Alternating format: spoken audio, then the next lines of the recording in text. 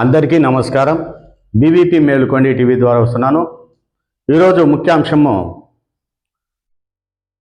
వర్షాలు పడుతున్నాయి, దాంతోపాటు పిడుగులు ఇవన్నీ వస్తున్నాయి.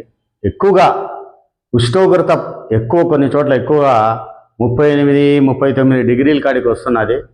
దాంతోపాటు అకాల వర్షాలు కురుస్తున్నాయి. అకాల వర్షాలతో పాటు ఈ పిడుగులు పడుతున్నాయి, ఉరుములు మెరుపులతో కూడిన పిడుగులు అక్కడక్కడ పడుతున్నాయి. ఆ శ్రీకాకుళం దగ్గర ఏమో ఒక తల్లి కూతురు కూడా పిడుగు పడడంతో అక్కడ చనిపోవడం జరిగింది. ఇంకోటి ప్రయాణం చేసేవాళ్ళు, ఎందుకంటే వాన వస్తుందని మనం ఊహించుకుంటాం. ఎండాకాలంలో వడగండ్లతో కూడిన వర్షాలు పడుతున్నాయి కాబట్టి చాలామంది ఏం చేస్తారంటే సేఫ్ చూసుకోవాల్సింది 3 పాయింట్లు చెప్తాను. నెంబర్ 1, ఉరుములు మెరుపులతో వచ్చేటప్పటికి మీ సెల్ ఫోన్లో నెట్ ఆఫ్ చేసేయండి.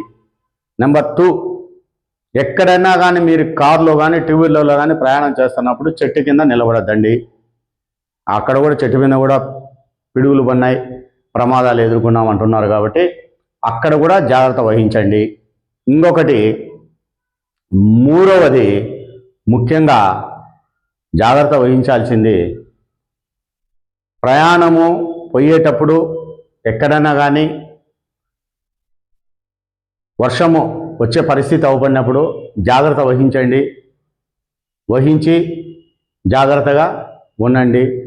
చెట్టు కింద టూ వీలర్స్ను మాత్రం దయచేసి ఏంలో వర్షం వస్తుందని పెట్టుకోవద్దు, ప్రమాదాన్ని ఎదుర్కోవాల్సింది. గాలి వాన వచ్చినప్పుడు ఆ చెట్టు రెమ్మలు కానీ చెట్టు కానీ కూలి పడిందంటే ఆ కారులో మనం ఉన్న ఏదైనా కారు పోయినా మళ్ళీ సంపాదించుకోవచ్చు, కానీ ఇన్సూరెన్స్ ఉంటాయి. ఇవన్నీ ఏదైనా మన ప్రాణాలకు హాని జరగవచ్చు. ఈ జాగ్రత్త వహించి మీరు ప్రయాణం చేయండి.